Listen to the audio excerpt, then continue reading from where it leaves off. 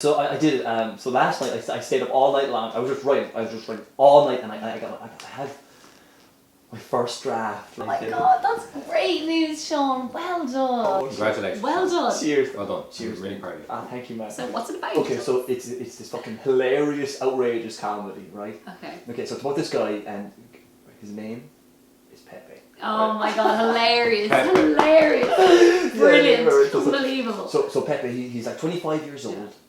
He's living in Dublin, and he moved up from Cork, and he's just kind of like a single guy, right? I'm dying. Yeah, hilarious. yeah. Fucking brilliant. It's hilarious. So is Pepe. He's got incurable terminal lung cancer that spreads his esophagus and to his rectum. Hell, he's definitely going to die, and it's even spread all over his body. It's even going to take over his brain, right? So Pepe don't even know what to do with this news. Like Pepe, like the doctor's going to say it to him in a funny way and stuff, right? So Pepe, he moves to South America. He's like, what the fuck else am I doing with my life? So He fulfills his last dream Yeah. in South America. No, not at all. He moves into the small town, and there's an earthquake there, and pretty much like 90% of the town died. They get trapped on their building, screaming in agony and pain. And Pepe wants to help him, but he can't, and it's kind of like a symbol for his own life. And the town gets decimated, right? And this woman comes along. She's a charity aid worker. He's in love with her. Okay, yeah. She's in love with his life. The love of his life. He Yeah. meets her, and they work through it together. Oh, they yeah, he save falls lives. in love with this lady, and it's just this beautiful moment of man and woman fall in love in like in desperate times, and no matter what life throws at you, love can still lead you. Yeah, that's true. Oh, that's great. And then she gets pummeled by this car. These two runaway drivers, like they steal this car and they pummel into her. And she's either like paraplegic or dead. I'm not too sure which one yet, but it devastates Pepe, and he doesn't know what to fucking do, right? And so he's on the phone to his mother, and he's just telling her all about it, all the problems in his life.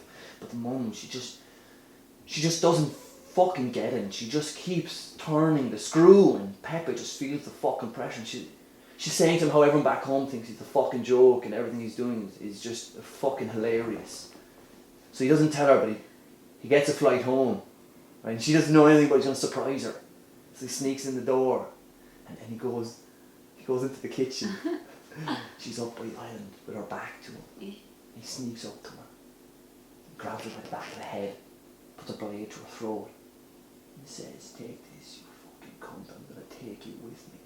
And he pulls the blade across her neck, across her throat. The blood just starts gushing down, and she just starts saying, "Why, Pepe?" And he's like, "You fucking know why. Don't act like you don't know. After all the shit that you've put me through, you know why."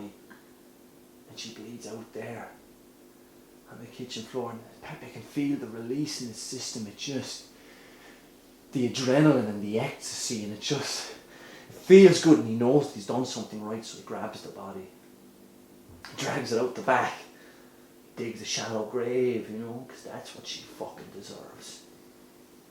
He throws her in, puts lime, sprinkles lime, puts the dirt back over, and he spits on it. And he looks up to the heavens and he says, "Take me now. I can die now."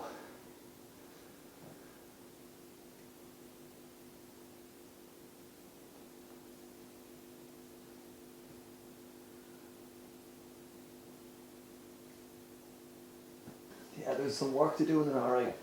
But I think it's there, alright. Pretty much 90% of it.